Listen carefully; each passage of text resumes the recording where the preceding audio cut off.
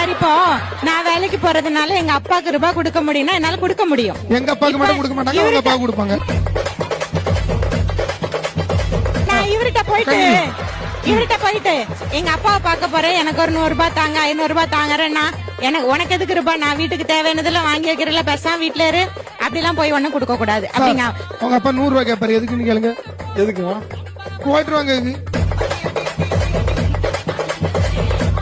இதெல்லாம் இப்ப நமக்கு தேவையா? இல்ல இருக்கிற கெப்பாசிட்டிக்கு நமக்கு தேவையான்னு கேட்கிறேன்.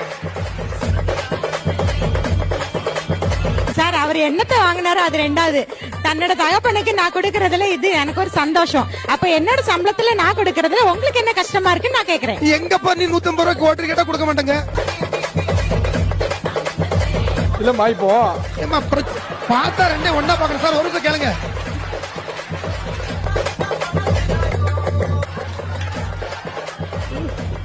எங்க வீட்டுல ஒரு ஃபங்க்ஷன் வைங்க, அன்னைக்கு எதுவுமே செய்யறது இல்ல. அவங்க அம்மா வராங்க, அப்பா வராங்க, அக்கா வராங்கன்னா அன்னைக்கு ஆட்ட அடிப்பா, அசந்தா என்னையும் தூக்கி போட்டு அடிச்சா அடிப்பா.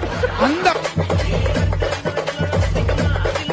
அளவுக்கு பாருங்க மனசுல உள்ள பாரமே குறைஞ்சிருச்சு.